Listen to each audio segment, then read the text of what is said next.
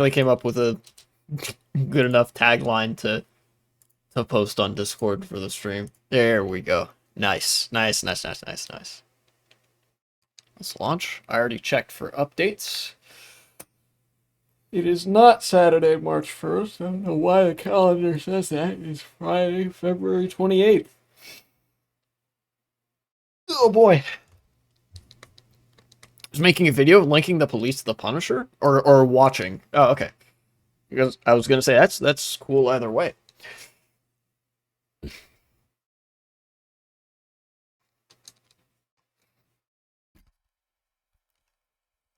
I remember right, in some of the comics, the Punisher really doesn't like the cops because they're incompetent. Which makes sense. In fact, I remember some of my first exposure to like systemic critique of the police department just as a concept in the United States was I think it was like 5 years ago, something like that, where a military veteran who became a cop after they left the Marine Corps was like, yeah, look, we're trained for combat, not de-escalation, and I was so much better at de-escalating than any one of those cops. You know, like my interest in every situation was like, let's make sure there's a resolution here, like a peaceful resolution and whatever. Hey man, love your stuff. Have a good stream. Thank you, Jake, LMKW. But yeah, this former Marine, which the Marines are known as like the most insane contingent of the military, was saying like, yeah, these cops are like unhinged and just want to hurt / kill people.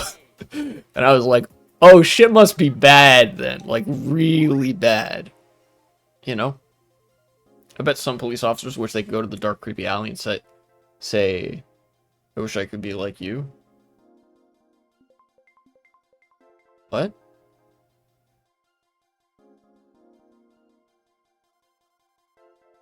I'm not sure oh, to the Punisher. Yeah. Yeah, a lot of cops will do that thing. If they're not openly Nazis or friends with Nazis, some of them will wear, like, the Punisher skull because they think, like, yeah, he's shooting all the bad guys and whatever. But, no, if you know anything about the Punisher comics, he is a proper vigilante. Like, the entire shtick of the Punisher is that his family was killed by the mob. It's a pretty self-contained story. His family was killed by the mob, and then he just goes on a journey of vigilante justice. And then once he's killed the mob people who killed his family, then he's like, alright, I'm good.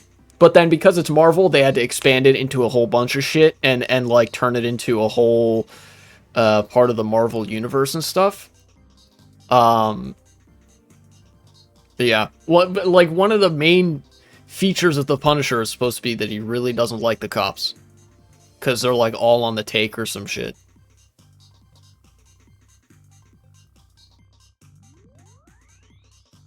Like how in superhero stories, cops are extremely brave, the exact opposite from reality. Well, I mean, we've been on the subject before. Superhero comics are police department propaganda, you know? Fundamentally, the police, as defenders of the status quo, are basically the police, you know? And so, yeah, of course they're gonna portray cops like that. Superheroes are just cops with superpowers. Terrifying prospect, you know? Which, in an odd, like, twisted sort of way, might not be all that different from if superheroes were introduced to real life. We've kind of had this discussion before as well, but, like, superheroes running amok with effectively just unchecked, unlimited power to determine who gets punished for doing what. That's basically how the cops behave, except the cops don't literally have superpowers apart from being uniquely cowardly.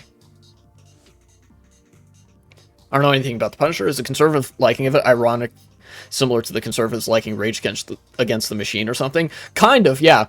It's a little bit less so because there are definitely some attributes of the Punisher that fit well into the conservative worldview. For example, spite, vengeance, and like like no like zero brain activity kind of solutions to your problems and whatnot. But the point of the Punisher is that that's all like irrational. It doesn't actually fix much of anything. What is going on with this guy? But yeah, you know, a little bit, because the another large part of the point is, again, that Punisher views the cops as like fundamentally incompetent and incapable of doing their job, which is true.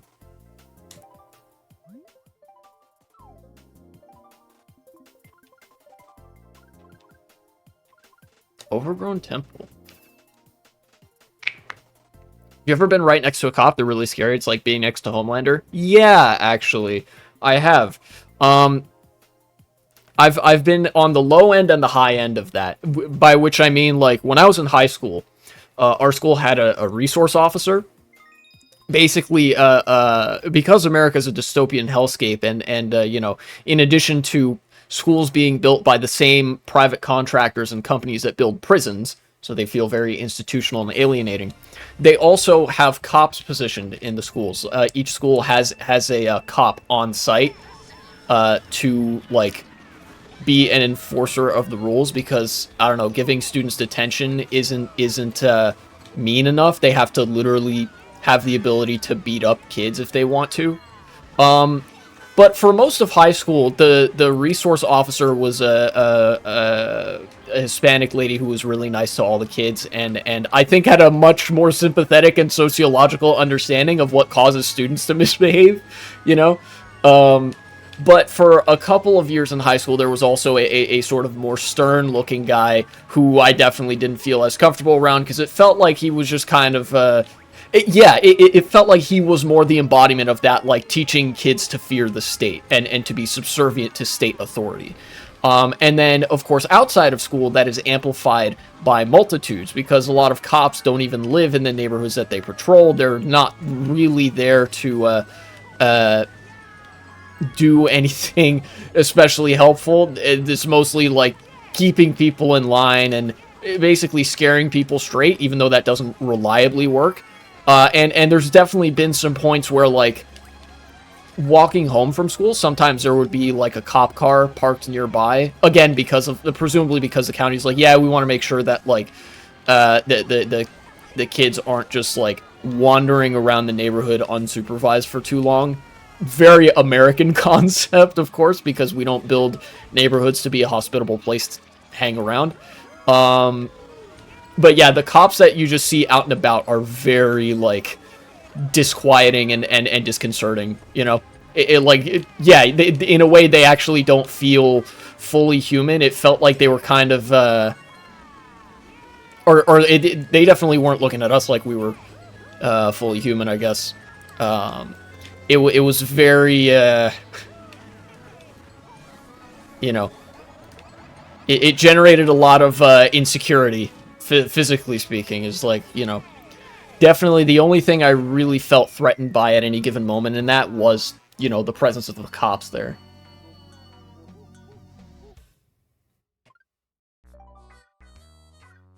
I think I'm gonna do the retro tracks instead of custom tracks this time. There are a lot of cop cars in my neighborhood, and they're empty. Sometimes I look inside to see what I can find. Not seeing anything. You mean, like, you just look in the window and stuff? It felt like anime when I saw a cop the first time and felt their murderous intent. Yeah. That's the fucking, what was it from Street Fighter? The Satsui no Hado? The killing intent?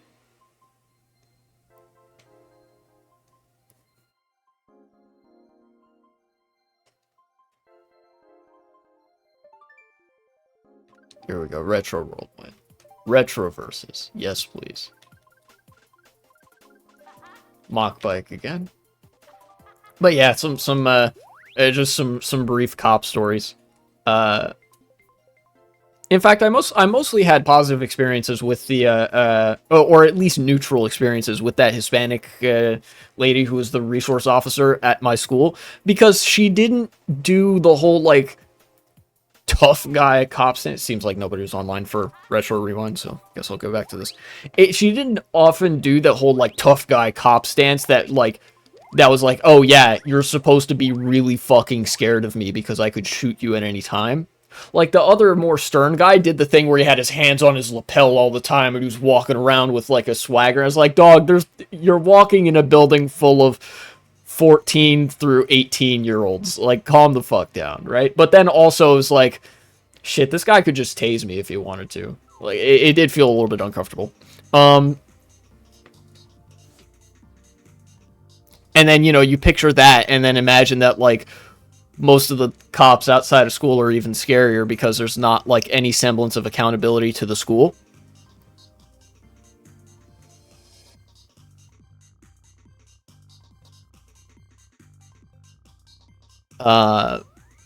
You know.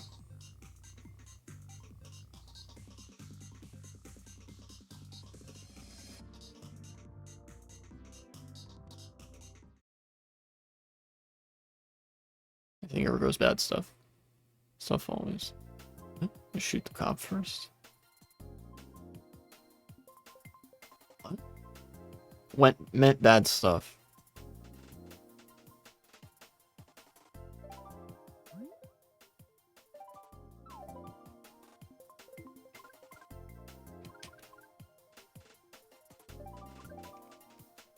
Okay.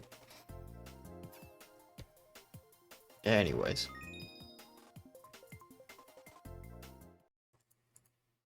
Look, I may as well.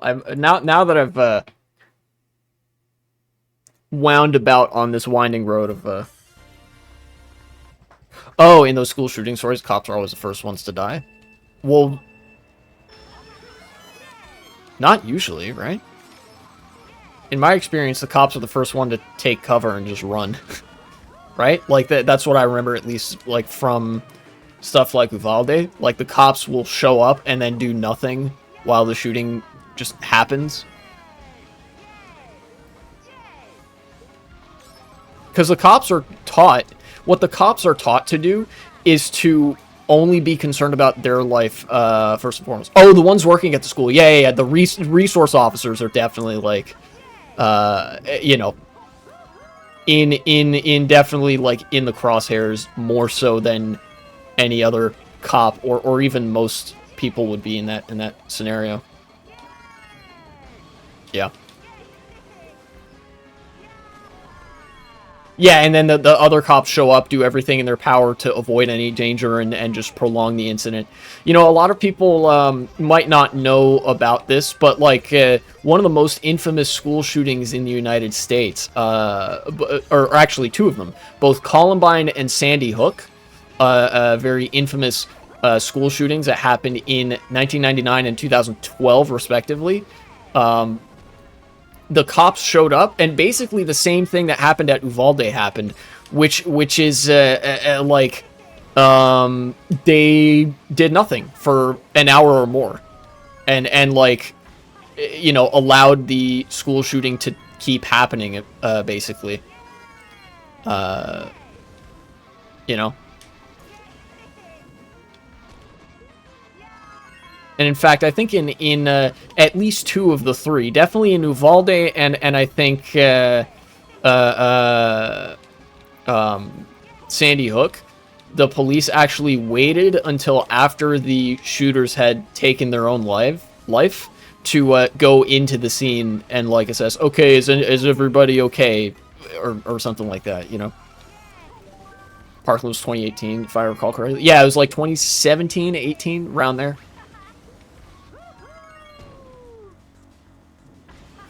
Okay. Somehow didn't die there. Some bleeding to death in one of those stories because the cops are too scared to help them. Yeah, I remember that. I remember hearing, I think that was Uvalde, some of the horror stories that came out there, very vivid and graphic. In fact, I do remember another detail from Uvalde to justify the hatred of cops even more and to, you know, reinforce the set of facts that already confirmed that they basically do nothing. The cops actually got more people killed at Uvalde than would have died otherwise, because they prevented anybody from going into the school and getting kids out when you know, parents arrived on the scene, when they had heard what was happening and stuff like that. And there was a recorded phone call that was leaked to the public, um, where the cops were on the phone with, like, one of the kids in the classrooms managed to call the cops, and one of the it was like the cops were there in the building, and they were like, okay, yell really loud so that the cops can hear you and then come get you. Fridge temperature IQ idea. The kid yelled really loud because the fucking trusted adult on the phone told them to do so, and then the shooter came back to that classroom, opened the door, and shot everybody. The cops got more people killed by being there.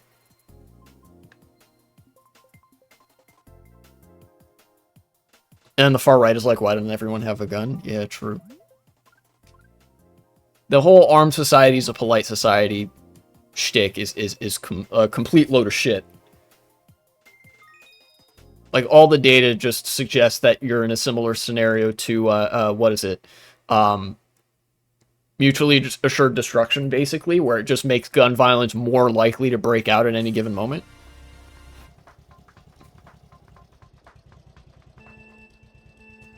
So, oh yeah, that's right. The one bit of camera footage where the one cop was playing mobile games on their phone in view of the school security camera, while and it was like, it wasn't just one cop standing there either. There was like a bunch of cops standing there, and one of them was playing mobile games on their phone while they waited for the shooter to, like, stop.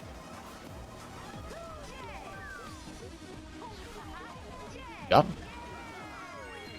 Oh wow, this is a short track.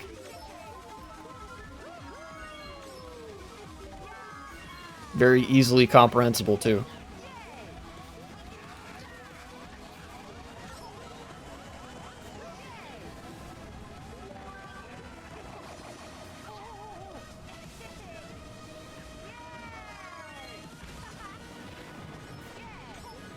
These are the people that whine like babies whenever you attempt to suggest to cut their budget. Yeah, that's true. They're like, no, we need all that money so we can, like, take joyrides and shit. It's not like the police really do anything with that money, except for purchase a bunch of, like, surplus military equipment and whatever, and then, you know, not do anything when people need help. And then, you know, shoot somebody's dog, beat up a black person, you know, the usual cop stuff.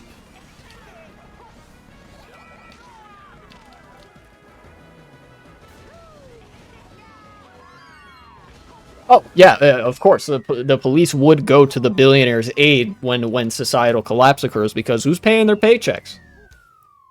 You know? The police know which side their bread is buttered on. They're class traders. They are not parts of the owning class. They are technically part of the working class, but they are traders to the working class. They serve the interests of the owning class. The cops, every time that there is labor action, they are on the opposing side trying to squash the labor unions and stuff like that. You know, that's why all these bloody battles you hear about in history about, like, oh, such and such workers union like went on strike and then they were, like, shot in the streets. It's the cops doing that because the cops are paid by a state that is captured by billionaires. And also, their job description revolves around protecting property. So, of course, they're going to be beholden to the interests that have the most property.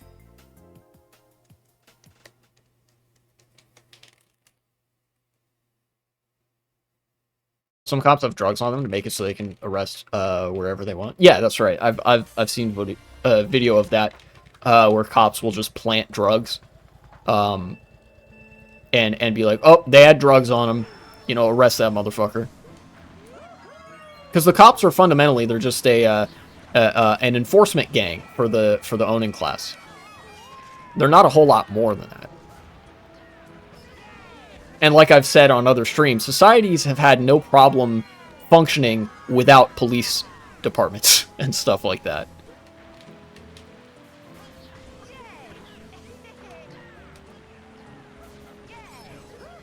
Dang it, I missed the box.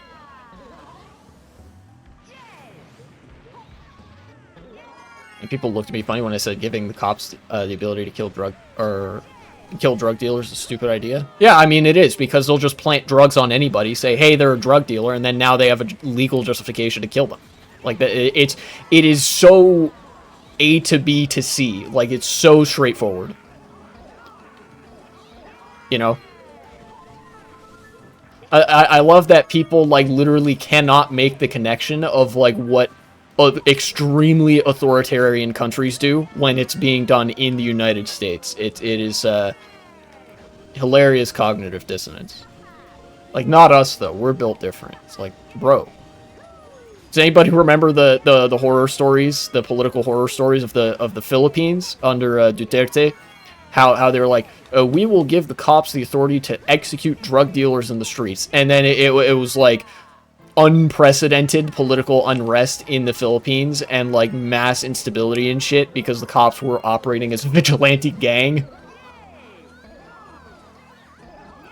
Yeah, it is so bizarre too that whenever the like Republicans will be on their libertarian streak and be like, we don't trust the state, big government is bad, but then they fucking love the cops. Like, they like, bro, you're just a state, like, acolyte. You're just a fucking bottom for the state.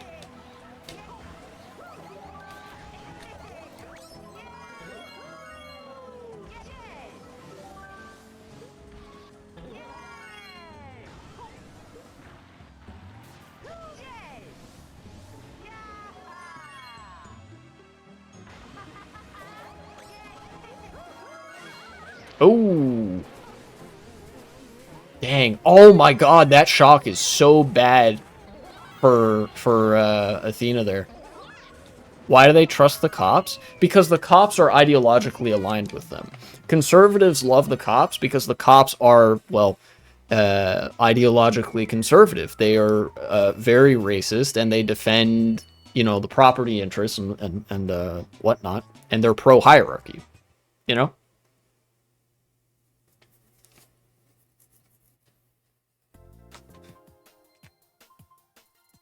Basically, the conservatives trust the cops, number one, because they're stupid, but number two, because the cops are pretty frequently on their side of things.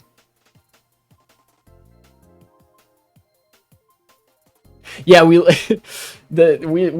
fucking live in the world of informed simplicity, all right? They're the bad guys. Of course they're gonna trust other bad guys.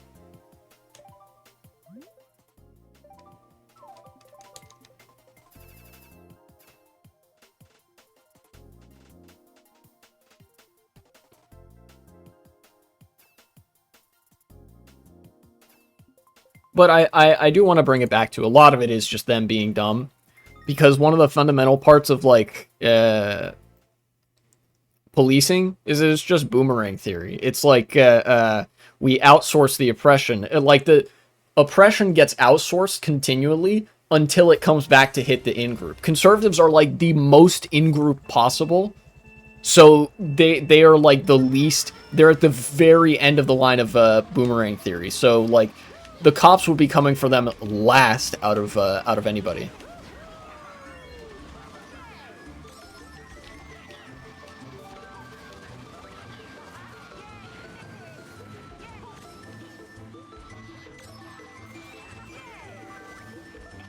Think about it, Republicans' ideology doesn't make any sense other than the bad guys. Yeah, and you know, that's why we have phrases like, you know, pedocon theory, etc., etc., which is a perfect segue into the thing that I wanted to one of the two things that I wanted to bring up today, particularly, namely the fate of the Tate brothers, as it turns out.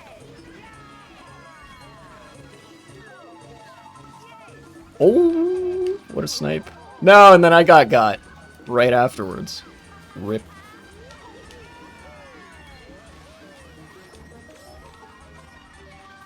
Hear that white people get pulled over the same at nighttime? So I've heard, because there are fewer people driving around at nighttime, and also because, like, at night it's harder to discern who's white and who's not, so the cops will, you know, because they can't tell that the driver is white, they'll be more likely to pull them over. Which is hilarious.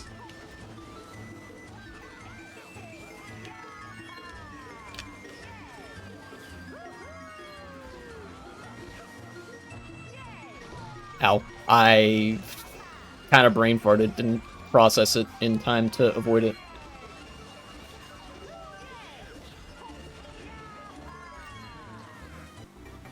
Hoping that was the last time I'd ever hear of him. Yeah, apparently the brothers Tate were like through some back channels invited in a like kind of unofficial capacity by the Trump administration to America, like you know, to escape Romanian prosecution. And I think if I'm not mistaken, the like the Trump admin basically got their charges dropped or something. Don't quote me on that part. I'll have to look at the news article. But yeah, the Tate brothers have had arrived recently in Florida. And apparently the governor of Florida, who's a Republican, actually wasn't happy about it, which is pretty funny. Let's take a look. Where's this link? Here it is. There we go.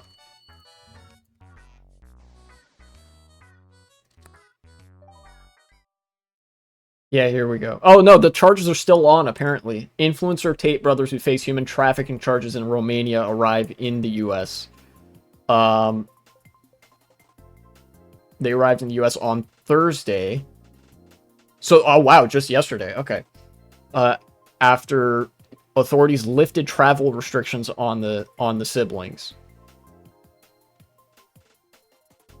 Forget they're going to make a new news cycle out of it? What?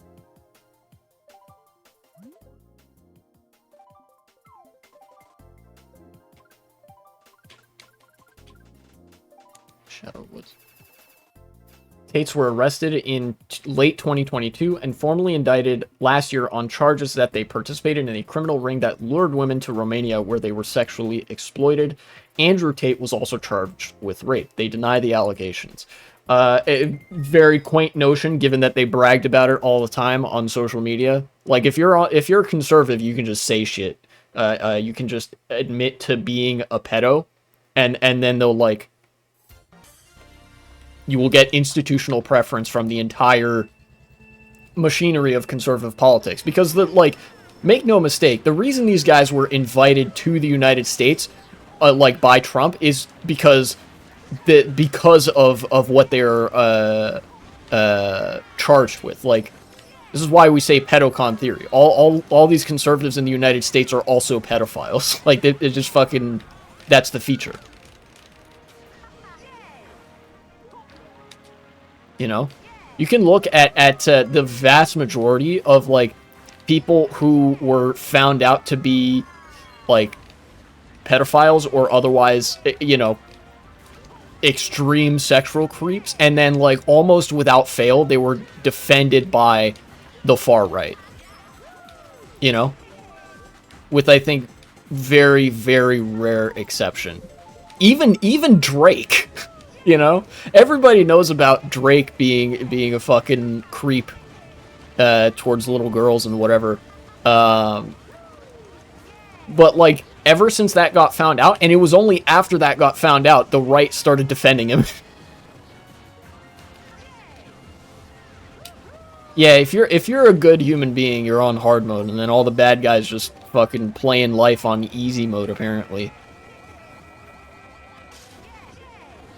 Also, this track is cool, I think.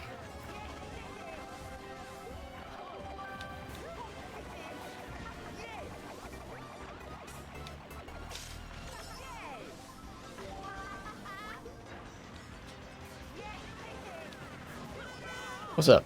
Hand kill.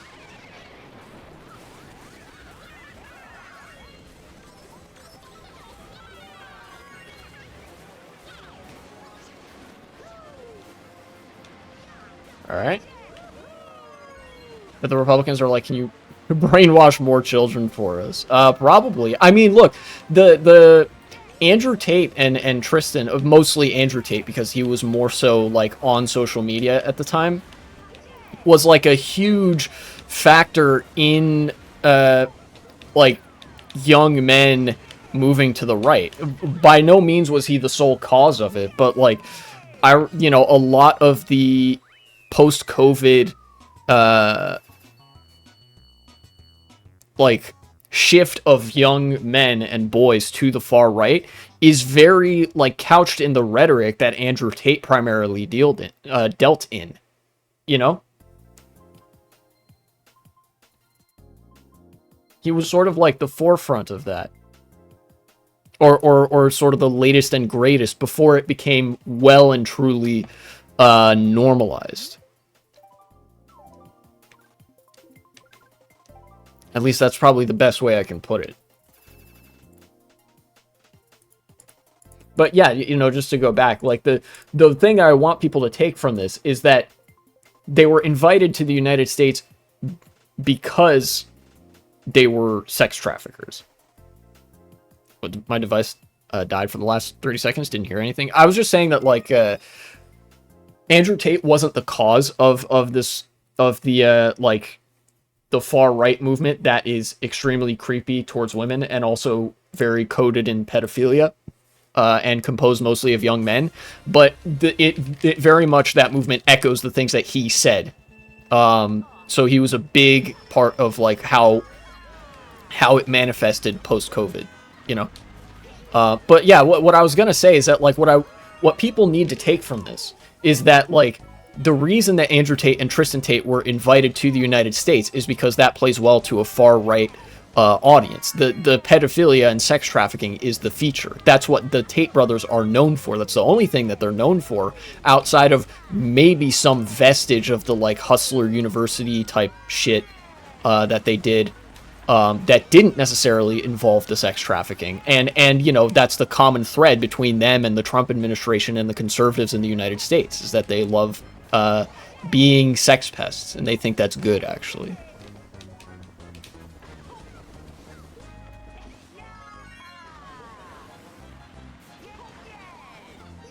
When this call gets bloody, the average person's gonna be like, this came out of nowhere. How did this happen? Yeah, I have no doubt, like, people do not react well to well,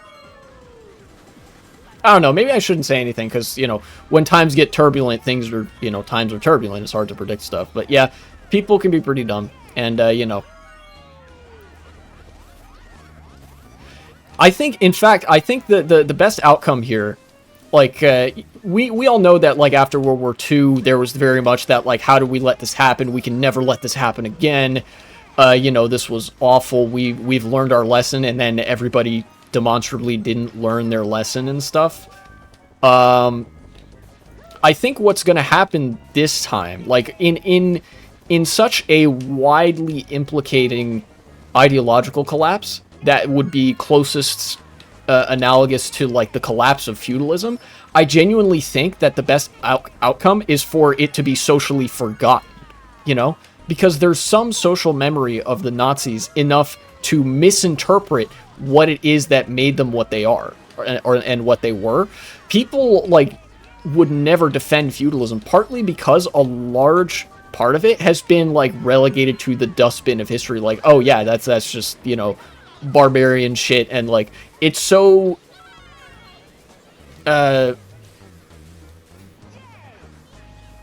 relegated outside of the current discussion and stuff like that. Does that make sense?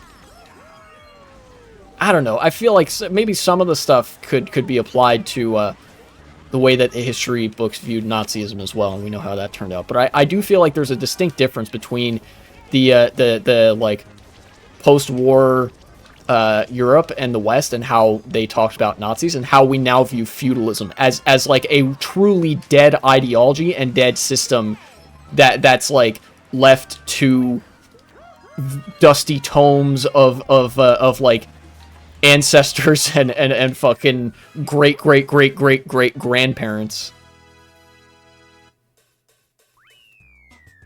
Might be hard considering we live in the digital age. Not as hard as you think.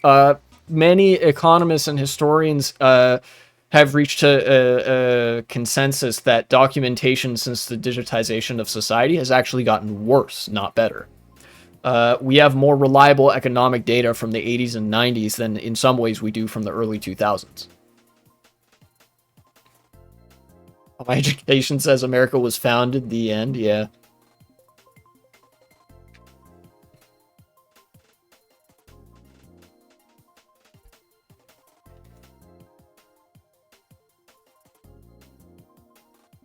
Giant board that says no more appeasement. That's true. I'll see you whenever that happens. Good idea to keep your ear to the ground. Yeah. Always some good advice to do that.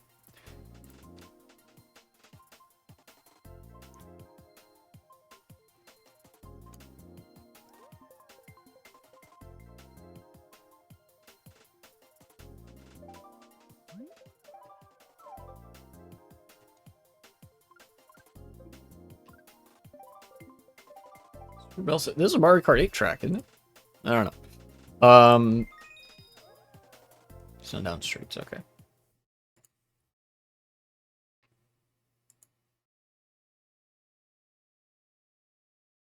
Like this advice in God of War, and one of the recent games where it said expect for the best, but prepare for the worst. Yeah, that's not bad advice. I think, you know, if you changed it to hope for the best and prepare for the worst, it'd probably be a lot better. Because you'll understand that, like, you shouldn't always expect the best. But you should understand, like, both ends of that spectrum. It's like, okay, the best possible thing that could happen is this, but then the worst case scenario would be more like this, and so I need to prepare for the worst of the two. And stuff like that. Either way, I think the core message is fundamentally very agreeable. That, like, you know, you do need to understand that there's a good ending and a bad ending to most different, like, scenarios, and you know, you understand what that looks like, and then prepare for the worst ending.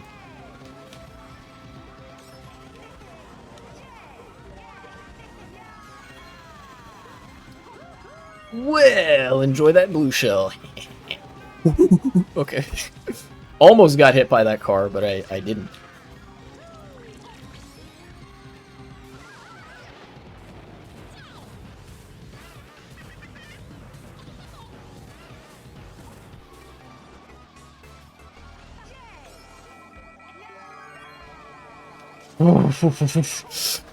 That was very close.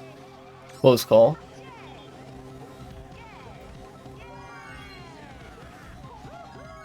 I'm chilling in second place right now. Okay, or I'm chilling in first place right now.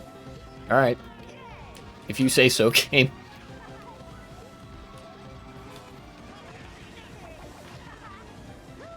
Okay. Nice.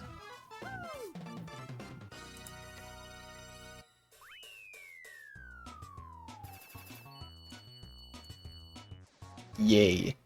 Now let's take a look. Let me take a look at my personal opinion, just with the first two seasons alone. I like Invincible more than The Boys. I think I share that opinion. Yeah. Even though I think The Boys has like a very anti-capitalist core, which I greatly appreciate in any media, I think I'm better able to enjoy Invincible than The Boys as a series. Radimir7, thank you very much for the follow, and welcome to the stream.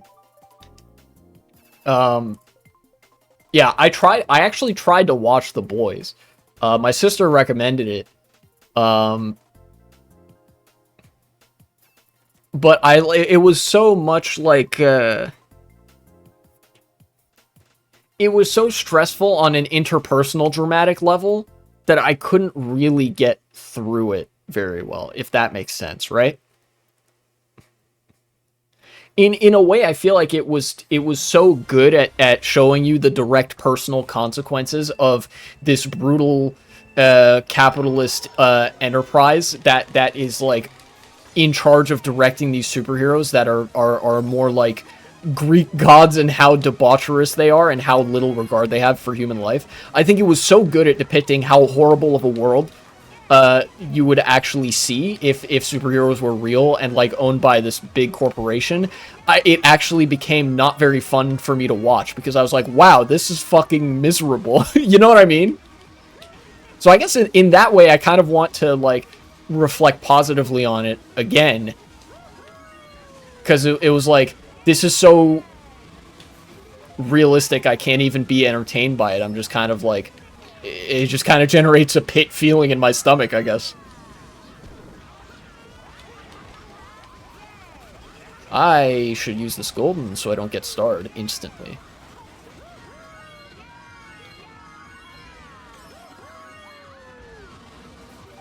Don't like some of the gross scenes for the sake of just being gross. I can deal with gore in a show, or like viscera and stuff like that. I couldn't deal as much with the like the lying, dishonesty, and fucking stringing along of all the different characters that each one of whom I cared about. It's one of the things that I don't actually like that much about serialization. It feels like every thread is being just like stretched to its absolute limit, and it feels like nobody's ever going to get a resolution to basically anything. You know, it's more likely that any given plot point is just kind of dropped altogether than you seeing any sort of like proper development or resolution, and it just seems like everything will get worse all the time for everyone. Which again, some of that is realistic, but it's like it's hard for me to enjoy. You have to change so much from the comics. Comics were... Did you know? Yes, I did. I did know about that. I know about how much the boys change from comic book to TV screen. And I think that's very much for the better. Because the comics are hot garbage. It's like just the shock value. To such an extent that, like, I've read a couple of the comics. There's almost not even real characterization there. You know?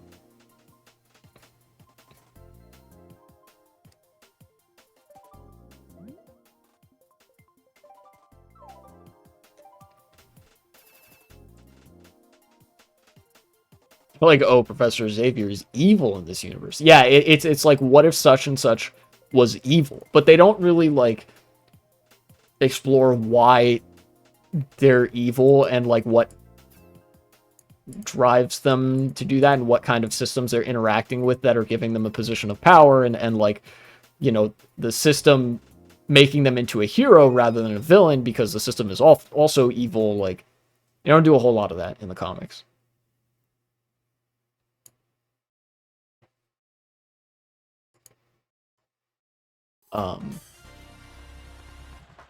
But to make good on the other part of the title, the other part of the stream title, I wanted to actually talk about some cool political stuff. We talk about all this shit that's like abjectly miserable and stuff like that, or you know, I do most of the talking here, you know, physically talking. Most, you know, you guys are typing on your keyboard or on your phone or something.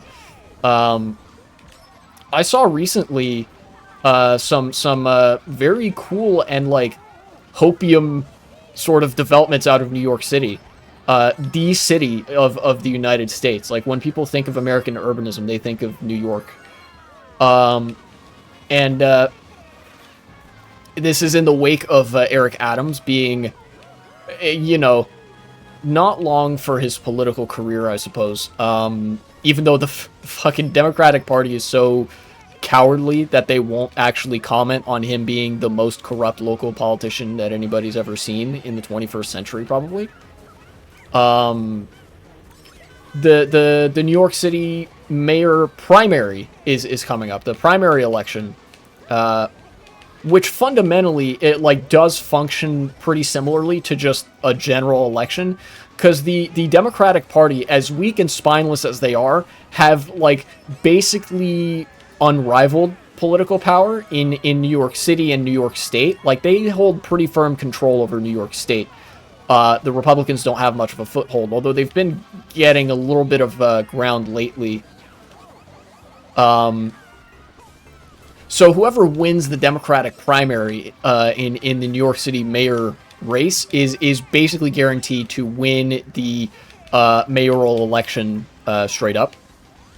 And this time there's been actually a socialist candidate that's making all sorts of waves in the New York City mayoral primary. Is that the place that introduced a tax for driving your car in certain places? Yes, and actually it worked spectacularly. So much so the Trump administration has been trying to get rid of it. The congestion pricing is what it's called, where there's a little bit of an extra tax. I think it's like $8 per day or something like that if you want to drive your car in New York.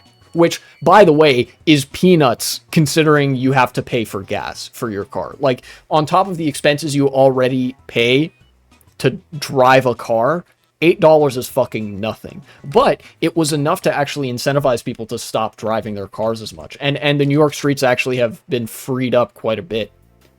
To such an extent that anybody who has good reason to be driving around can actually get around. Like, the taxis can get around, the buses can get around. People who live and work in the city can get around. Although usually if you work in the city and you live in the city, it's usually beneficial just to walk. But yes, that New York. The New York that introduced congestion pricing. Spider-Man wouldn't have to pay for those taxes. True. There's no tax on swinging from a web. They can't take that away from you. This guy... Zoran Kwame Mamdani is a candidate for New York mayor, and he has actually been making some waves because one of his main campaign promises is freezing the rents in New York City. This is a thing basically all over the United States, but especially in New York City, nobody can fucking afford to pay their rent right now. And so, like, a lot of people increasingly are joining tenants unions, are in favor of being much stricter on landlords and rent stabilization and rent control and stuff like that.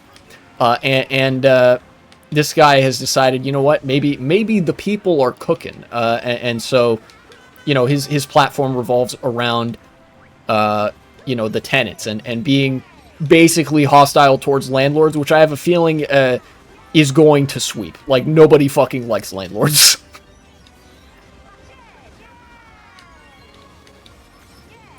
Sounds like if you try to implement it, the whole entire society would try to stop you. Only the upper crust. Only the propertied class parts of society, I think. Because people fucking love rent stabilization and things that make it so that your rent doesn't kill you each month, Like, need I remind people that rent in Tsarist Russia leading up to the Russian Revolution was only roughly 10%, like about 10-ish% of people's incomes, and that was at the time of the revolution. That was bad enough for revolution. And in the United States today, rent is reliably more than 40% of people's incomes.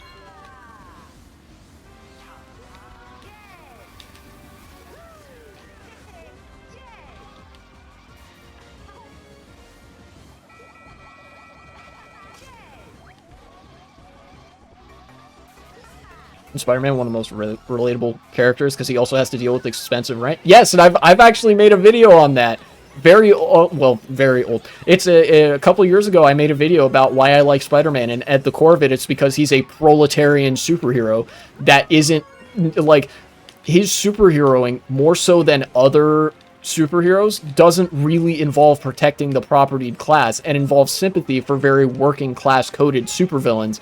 And yeah, one of the things that he has to deal with is really expensive rent, which is not something he can solve with his superpowers. It's a similar thing that actually makes me like Superman, is because Superman also, like, brother is not rich, he has to deal with high rent and shit, same as everybody else. Like, he's working on a reporter's salary, and it's implied that he doesn't make that much. But yeah, Spider-Man, hero of the proletariat. My man is either in college or, like, just out of college, depending on the incarnation, and, like, the rent is too damn high.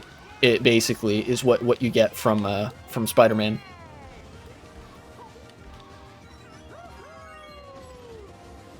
I want a comic based on the revolution and Spider-Man being a part of it. You may get your wish. Who knows? We may yet see it. That would be cool, though.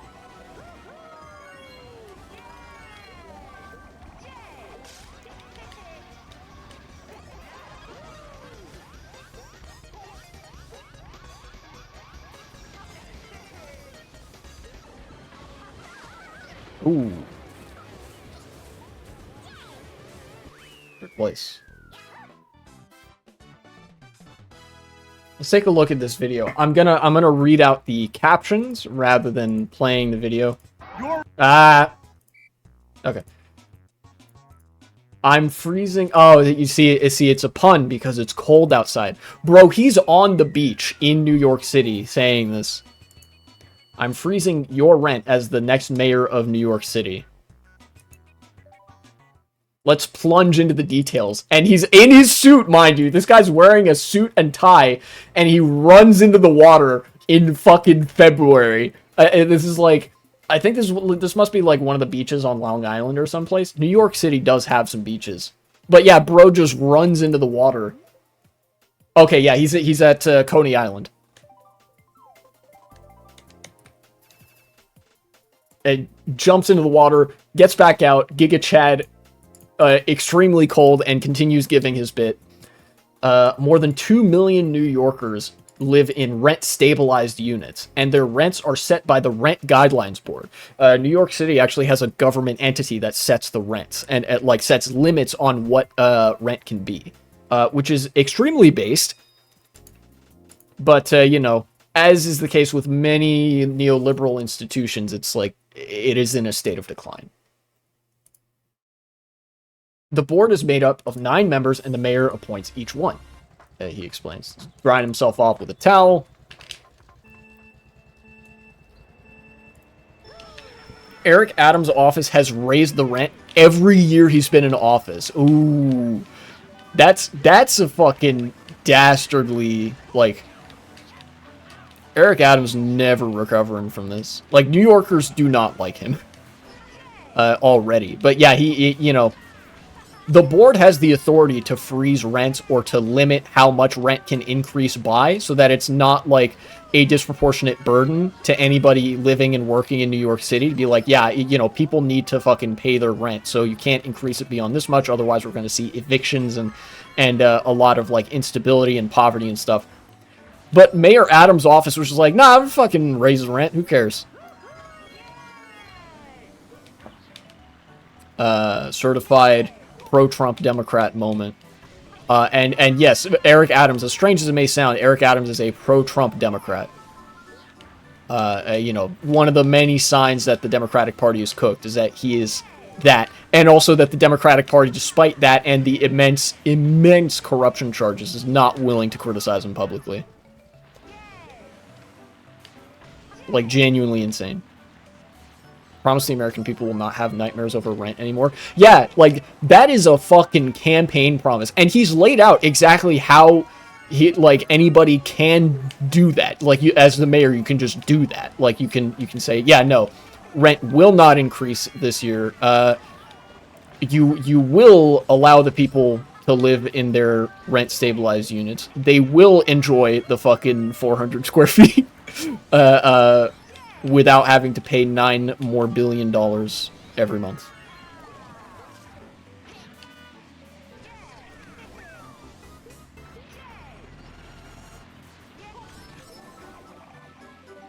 Democrat Party must be renewed, has too many parasites. I agree. You know, whatever happens, whether the Democratic Party withers away and disappears to make way for a new progressive party, or whether it gets renewed and progressives take it over from the inside, like, things cannot persist in the state of the Democrats being this centrist do-nothing party that have all this power. Like, I just outlined earlier, the Democrats have a lot of power in New York, but because they're a centrist party, because they rely so much on the support of the real estate industry, the property class, and you know, whoever else, they are, like, unwilling to do anything good because that would upset their fucking donation daddies and shit, you know? Yeah, even facing their own death, Democrats are like, it's fine. Anyways. Ah, yes.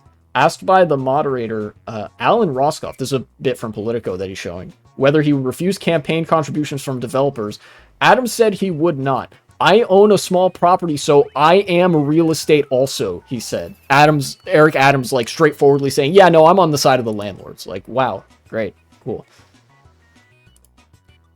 Currently, 8 of Adams' 9 appointees' terms are up and could be replaced tomorrow. And he says, which, you know, and that's exactly what I would do. Rent freezes have happened before. Bill de Blasio's board did it 3 times. Bill de Blasio, former mayor of New York City. It sounds like he's trying to lose.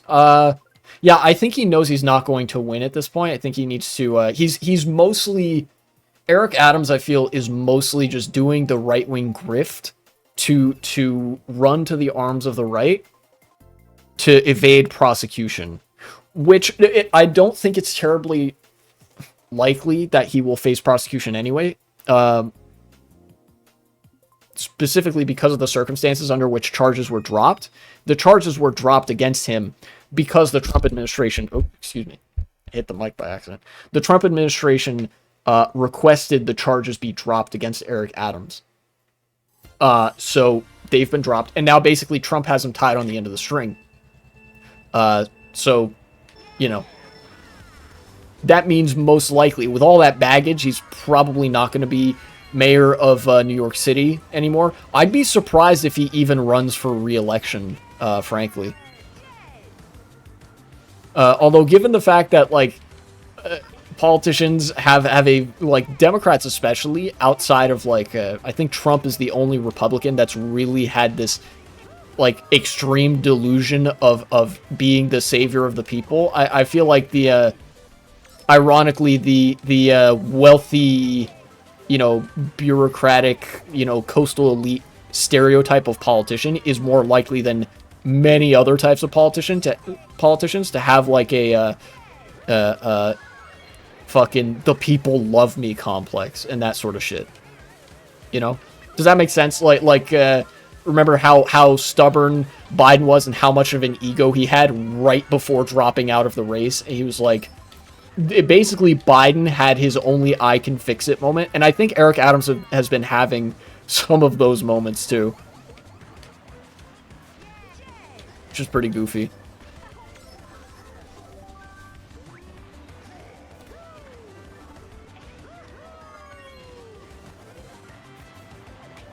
But yeah, all likelihood is Eric Adams is gonna lose that race badly.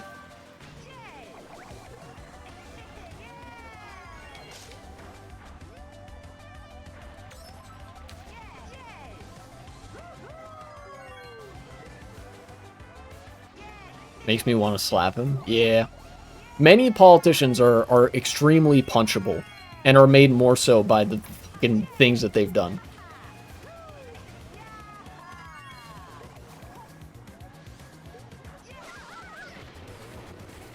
Yeah, when Biden tried to, like, refuse dropping out. And I remember seeing also that he, like, apparently he picked Kamala Harris to be the nominee, basically, as a final fuck you to the party. So thanks, Biden, for fucking giving us this fate.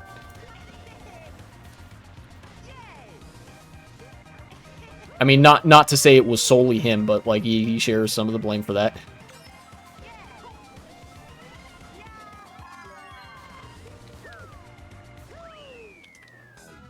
Anyway. As Mamdani was saying, de Blasio's board actually froze rent 3 times while he was in office. So this refusal to freeze rents in New York is a very recent thing. I would do the same every year, only appointing those who understand that landlords are doing just fine. Last March, the board found that landlord incomes rose by nearly twice the increase of their expenses. So they're living on some pretty damn comfortable margins. The landlords are. The median income for a rent-stabilized household is $60,000 a year in New York? Bro, that's so bad. That is so bad. You should be like, we'll make landlords have just as much money as you do. True! We'll take the money from the landlords and give it to you. Holy shit. Guys, understand... median household income is 2 incomes. That's like or could be 2 incomes. So that's like This isn't like, oh, well, if it's a family of four, then it's like 120,000. No, if it's a family of four, then household income being 60,000 means that each income is like 30,000. $60,000 for a household is not very much. And consider how expensive everything is in New York City relative to everywhere else. Like, dog, I live in a really gentrified part of the country. Shit is expensive here. But in New York, makes where I'm living look like fucking chump change. You know? And the median income here, the median household income here is like high five figures, I think, or something like that. It's like the median household income here is higher than the median household income in New York, and shit is less expensive here, and people are struggling. I mentioned that like the other day I was browsing the subreddit for the area I live, looking for like seeing what the general living situation was for people finding apartments. Even if you're earning 40K a year on your own, you can't afford rent here. And like I said, New York is worse, with apparently lower incomes. This shit is like, I knew that this was like really badly needed, but I didn't know just how desperately New York needs rents to be fucking frozen, and for the tenants unions and the workers unions to be given some goddamn breathing room finally. Jesus.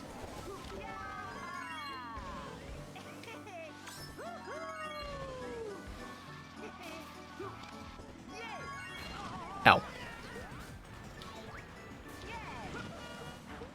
Rich trick people, making it look like people are making more money than they actually are. Based on expensive locations. Oh, yeah. Like, they'll point to one wealthy neighborhood where the median income is very high and be like, hey, you guys are fine, or something like that. Basically, rich people point to themselves and be like, see, New Yorkers aren't struggling, I'm doing fine. You know? Or something like that. I feel like you would get elected if he said, I killed your landlord. Yeah. I think that his platform, like, if you just focus on that, and then like protections for tenants and like workers unions, I think he's got the election in the bag, because people fucking want that right now. You know?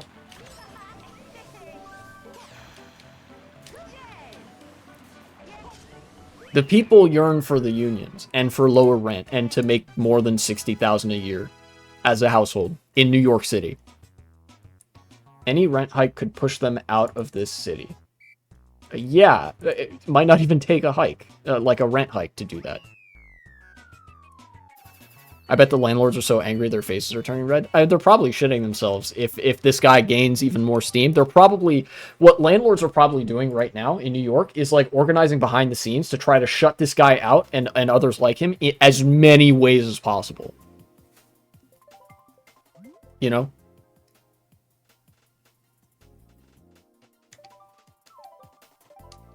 I mean, it's what landlords and other business people have been doing for decades, centuries even. That whenever somebody comes in and is like, I do not care about the business class. Normal people are struggling, so let's actually fucking use the rules and the laws and the institutions or whatever to be like, hey, guess what? Your rent is now lower and your landlord is getting less profit. Sucks to be them, except actually not, because they're still a landlord, and fuck them. Like, whenever somebody starts saying shit like that, everybody loves it because it would make everybody's life better. But then the landlords hate it because they're not as comfortably on top anymore. Same with, like, other businesses as well. I believe I've touched on this before, but, like, you know, even the father of liberalism himself, Adam Smith, did not like rent seeking and did not like landlords. And businesses are just like rent seeking by another name. Like, what is profiteering but the same as rent seeking at a fundamental level? Achieving passive income, relying on the work of others and taking from their, hard-earned money and stuff like that, you know? Like, if you examine the relationship of the shareholders or the CEOs or whatever to a company, It's the same as the relationship between a landlord and the property. They don't do jack shit. They just own the property. There's a piece of paper somewhere that says, yeah, I own this thing, or I own a percentage of this thing, so that means I'm entitled to, like, money that gets made in the area of this thing or whatever, which means that, like, there are people doing actual work and they have to, like, pay a fucking tithe to somebody who just has ownership on a piece of paper somewhere and didn't do anything. The original Spider-Man movie, they try to make the rent person look like a nice guy. Yeah, I think I remember that. It was like to sell the fact that, oh, Spider-Man's mean now. He's saying swear words to his landlord. Which is actually, like, that's the most base thing that edgy Spider-Man did, was he fucking told his landlord to piss off. And look, I should clarify that, like, the even though the position of landlords and business people makes monsters of men, every landlord isn't, like, abjectly evil. There are a lot of, like, basically, like, landlords from before the fucking massive real estate magnate capture of all real estate everywhere.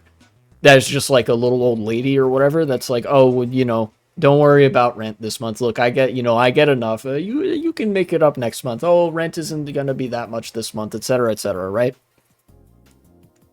Like, those people still do exist, but they represent a very disproportionately small part of the like the pool of landlords. Like, the incentive structure of being a landlord encourages people to be fucking evil. You know, because they have the power and authority to do that. Anyways, but now he's gonna be like, by the way, landlords, you don't get to complain either. For those landlords who need a little extra help, there's a city fund they can apply to. Oh yeah, that's right. The New York City, in addition to subsidizing rent, also subsidizes landlords if their margins aren't enough off of rent to cover themselves. Which, let's be realistic, the margins are probably going to be fine. But either way, shit is still expensive in New York City. You know?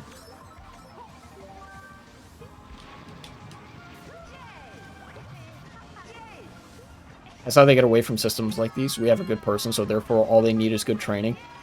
Oh, yeah. A lot. That's how, like, you mean like how people make excuses to not criticize the system is like, oh, well, there's good people, so we just need it to be good people.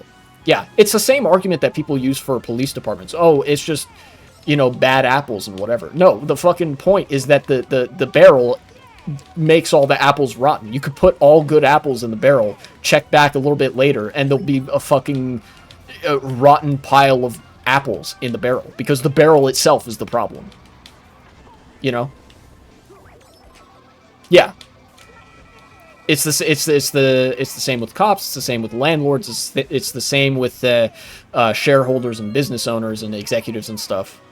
You know, it, like, any given one of these people might not be a monster, but the system, like, incentivizes them to do monstrous things, and that's why we need to fucking change that system. We need to change the, you know, the private ownership and the fucking landlord bullshit.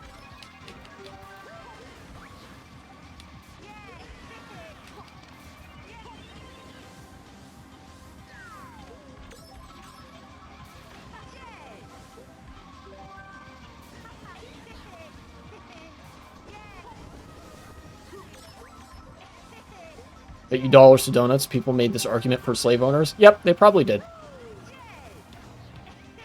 I would bet money that they did.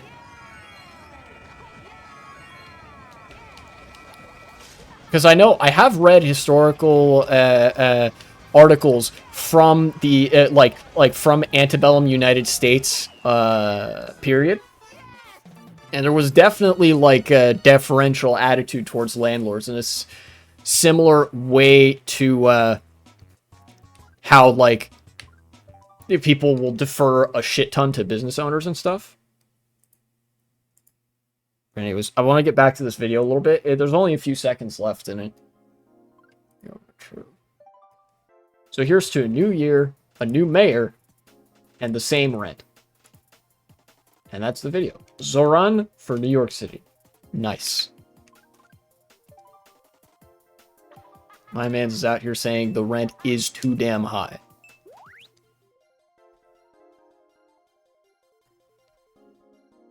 Hate Our Society basically says you should justify your own existence and why you shouldn't die. Yeah. Yeah, that's a big fundamental problem. Not a fan of that. Foregoing Bastion, bye-bye. No soliciting.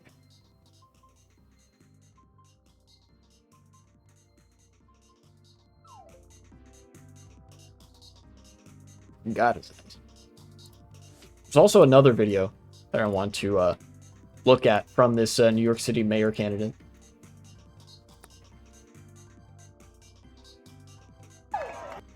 Oh, and it's from Zoran himself. He has a Blue Sky account.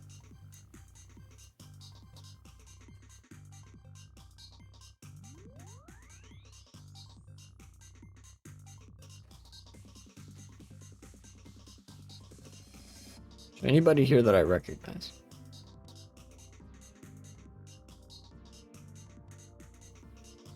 This mayor seems willing to sell out all of us to save himself. New Yorkers won't allow it. And I don't... Oh, yeah, no. There aren't subtitles for this. Basically, he was like... Ever gone to a protest? Yes, I have. Zoran's basically saying, like, yeah, you know, Mayor Eric Adams is very willing to sell out the immigrants and trans New Yorkers, but I'm not, because at the end of the day, whatever, you know, whatever other identity you have, we're all New Yorkers, you know? And none of us can pay rent, basically. Which is based. It's been a while since I've gone to, like, a proper protest, but I have done other, stuff.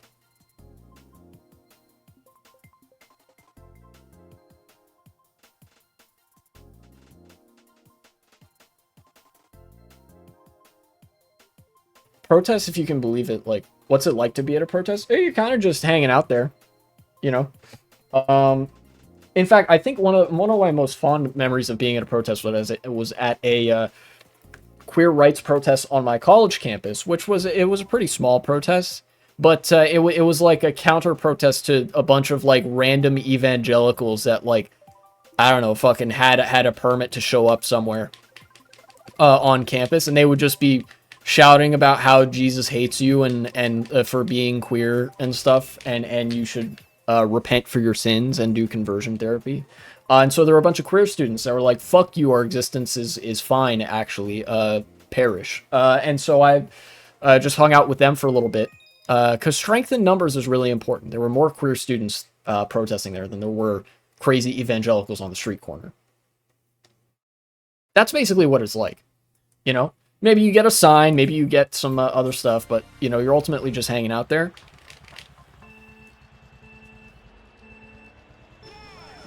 But yeah, protests in America, protests don't happen that often. And it's kind of hard. The urban infrastructure in America is very unfriendly to events like protests that demand a sort of social climate where people are made aware of local goings on, if that makes sense. You know?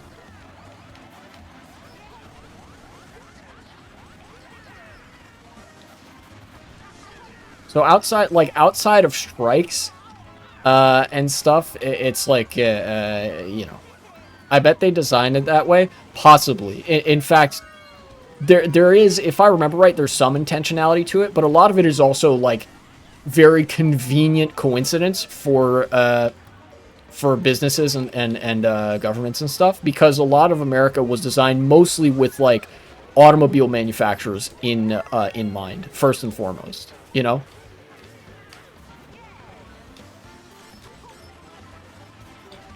And I think the military as well.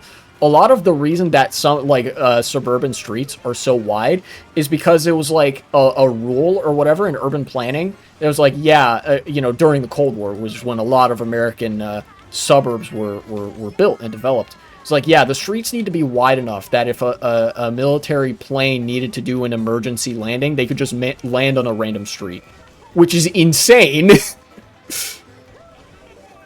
But, you know, it is what it is. And of course, a lot of it was also redlining. It wasn't necessarily to avoid protests specifically, but it was designed to avoid the most social contact possible, because white people really didn't want to see black people in the neighborhoods where they lived. You know? So there is some direct influence and a lot of indirect, like, adjacent influence as to why neighborhoods are designed so poorly and antisocially in the United States.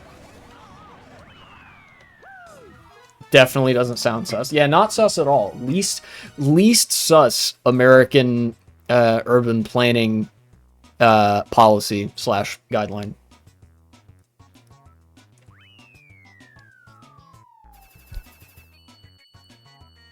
My neighborhood, there's a queer rights supporter house right next to a heavy Trump supporter house. You get that sometimes in America too. It's like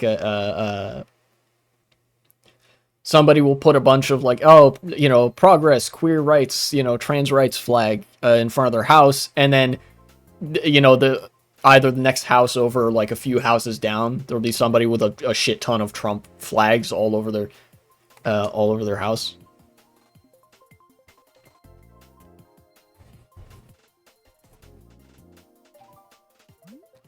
You don't get that as much where I live, because I live in a pretty progressive part of the country. I mean, you see it sometimes. But, you know. Which flag is Star Wars? Yeah, that's the Israeli flag. Yeah, the white flag with the two blue bars and then the Star of David in the middle, that's Israel. Trump supporter has a Trump flag and an American flag also, yeah.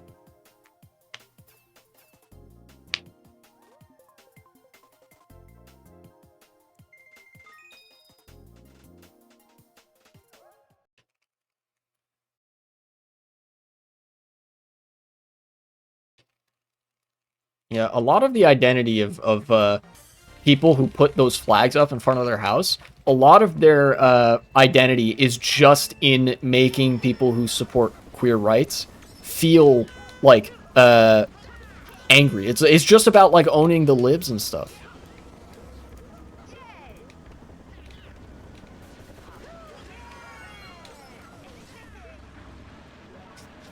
I'm pretty sure the Republicans are supposed to not yet. Republicans getting horny every time they see the American flag. Yeah, true.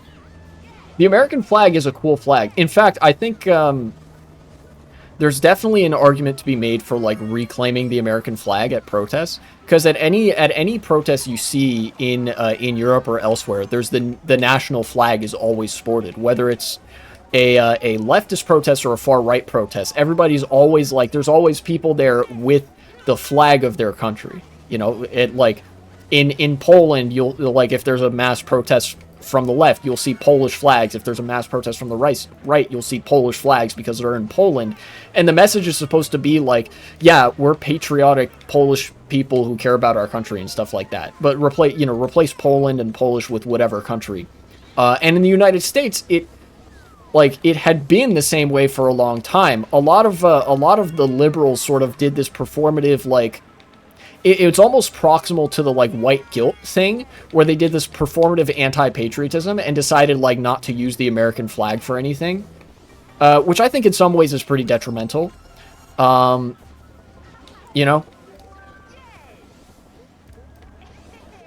which in turn has led to, like, a lot of Trump supporters flying the American flag as though it's some symbol of what they support, even though they are the people who always wear the, like, fucking upside down flags and flag code violations. Remember the protesters, like the Mexican flag? Yeah, and I don't have a problem with bringing something like the Mexican flag to a protest in America, because there's a lot of there's also a large Mexican American community, and you know, repping that is perfectly fine. It's also a good idea to have the American flag there, you know, because if you have both flags, it's like you can, like, it's incredibly intuitive to read that as, like, camaraderie and stuff like that, you know? Like the optics of flying an American flag in America at a protest, even if it's, and especially if it's an anti-government protest, are just really good. You're like, I love my country, which is why I hate the actions of this government, etc., etc. But also, I do like Mexico. Mexico's pretty cool. Do Republicans even care about Andrew Tate anymore? Yes and no. He's kind of irrelevant, you know, because like every far-right grifter who does the online popularity grift eventually just fades into obscurity and farming like Twitter blue check engagement. But in a way, they do care about Andrew Tate because, you know, he's a pedo and a sex trafficker. And so both of those are things that Republicans really like. So that matters to them, and they're very invested in defending the based and trad-pilled under like sex trafficker who trafficked underage girls. So in that sense, they care about him. But if he wasn't either of those things, they wouldn't care. Like if Andrew Tate didn't do the like Hustle University, I traffic girls for sex shtick. Like if there's an alternate universe where just him and Tristan got a job being like social media managers at some company somewhere that like presumably does at least semi-legitimate work, you know, they wouldn't give two shits. It's precisely because he is a sex trafficker and a pedophile, or even in an alternate universe where he was like charismatic, but but otherwise led like a pretty kosher online existence, they wouldn't care. In fact, they might not like him because like if you're not pro pedophilia, you're probably anti pedophilia, which makes conservatives not like people. Sometimes I wish the Democrats were like Cecil from Invincible. God, that's so real.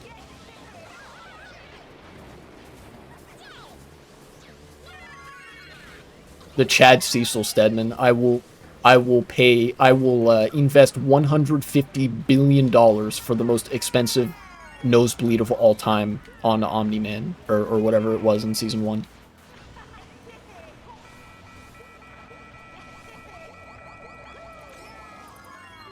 Holy shit, I dodged that red shell? That's crazy.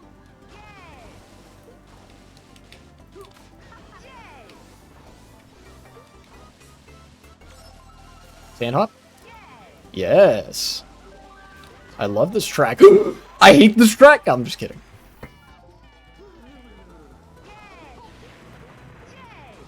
On the trailers for Season 3, the reveal, it shows how expensive it is to teleport. I think we already knew that, like, from the Invincible comic. It's like, oh yeah, it costs, like, fucking $5 million every time I use this teleporting device, but then he uses it, like, all the fucking time.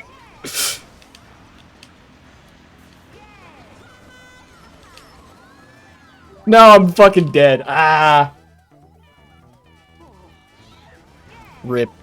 It's fine. It was worth it, because I got to fucking play the coolest track in the whole game.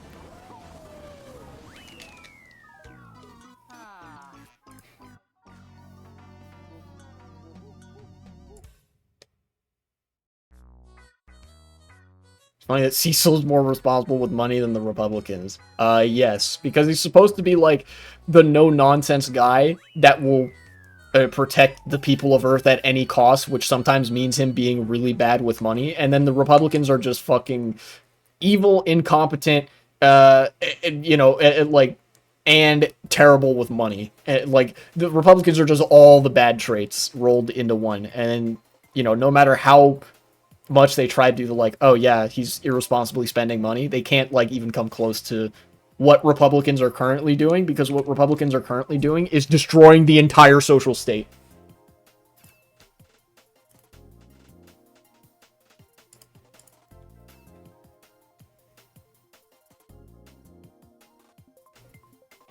Also, note to future me, clip the fucking bit on Dry Ruins where I land the Sandhop and then just die instantly.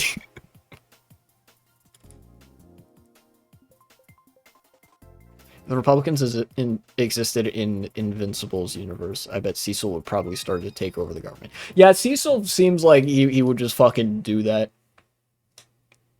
Like, he is the deep state, right? Like, what the fucking...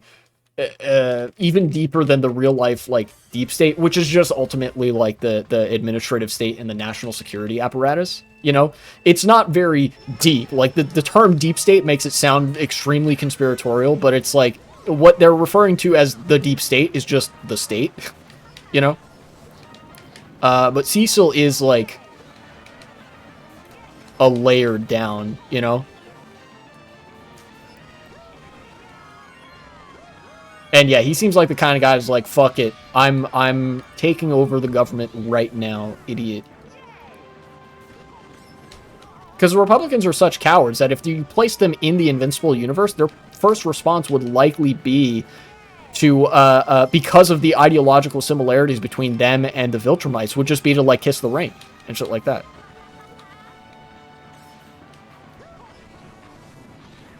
The deep state actually existed, they would have no chance, yeah. If there was, like, a fucking extremely secretive, like, super-duper intelligence agency state, you know, the moment they decided, you know, Republicans might be bad for national security here, they would be donezo. But the unfortunate reality, and I can't believe I'm saying that this is unfortunate, is that such a thing does not exist. And a lot of the national security state is kind of a vestige now. Like, national security is dead because the whole artifice of national borders being relevant to politics beyond, like, superficial, like, differences in economic policy or other such laws, like, you know, that sort of differentiation between nation states isn't as prevalent anymore, especially because many nation states have been overtaken by the interests of capital, which knows no borders, you know?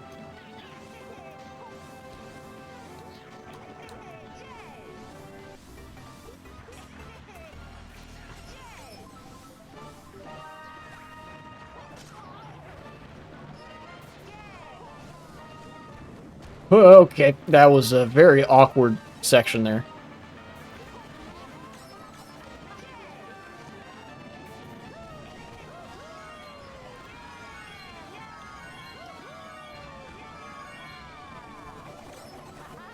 Got him. Sorry, mate. It's nothing personal, kid. It's just business or something.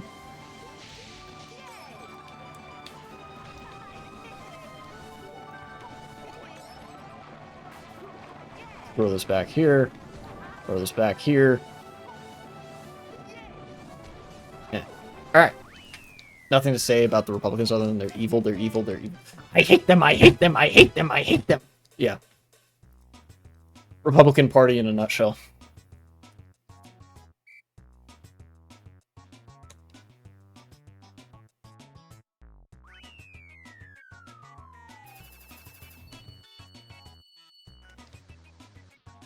Anyways, I think that's going to be the last race I have in me for today.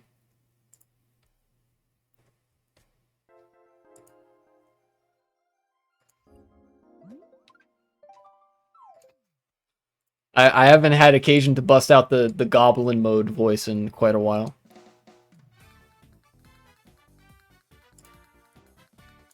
Anywho.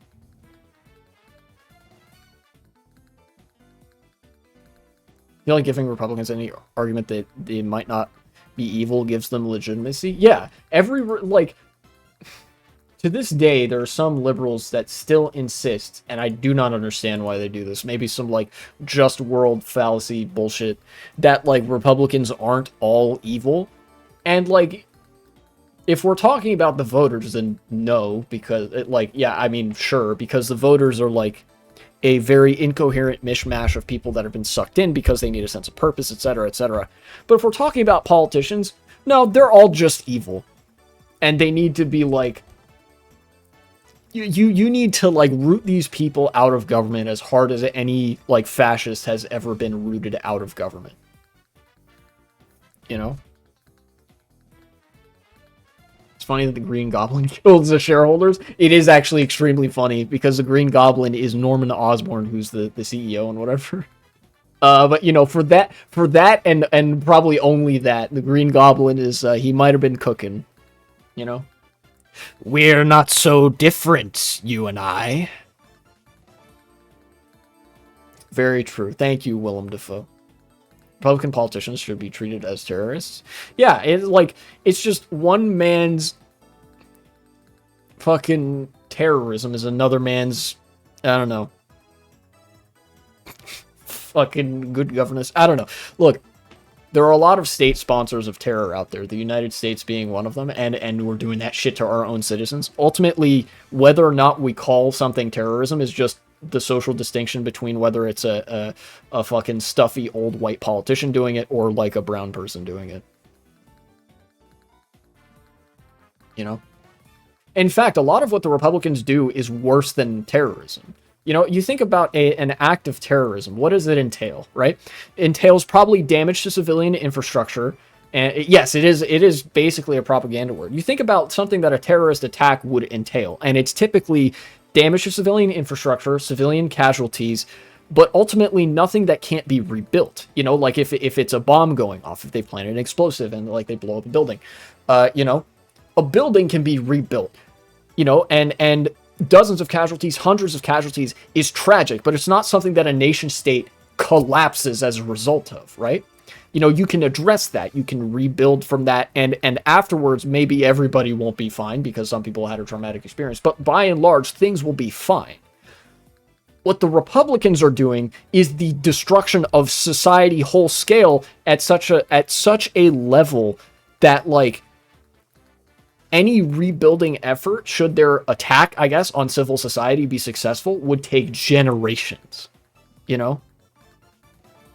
Basically, what I'm saying is that conservative politicians are worse than terrorists. Thank you. That concludes my TED Talk. And before I go, I actually did want to thank two people. God, I only streamed, like, I streamed early in February. I did that ideologies tier list, and a couple people had followed me between certain streams, and I didn't get to thank them for the follow. So right now, I will say Sean again and the Stranger Uwu04. Right there, are you happy? You made me say Uwu. Thank you for the follow. We should do what the president who entered the Civil War was about to do before he died, except making your vice president your enemy.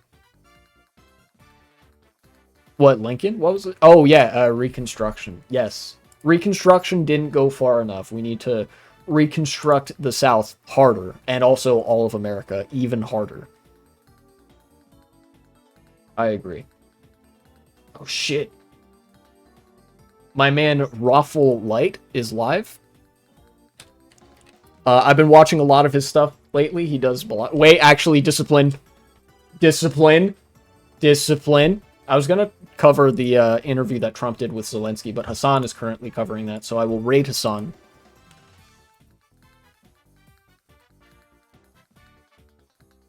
Anyway. I almost let my Balatro gambling addiction get the better of me. It's not actually that. I play it on occasion. Okay. I'm not that good at Balatro either. Anyways, enjoy the Hasanabi broadcast.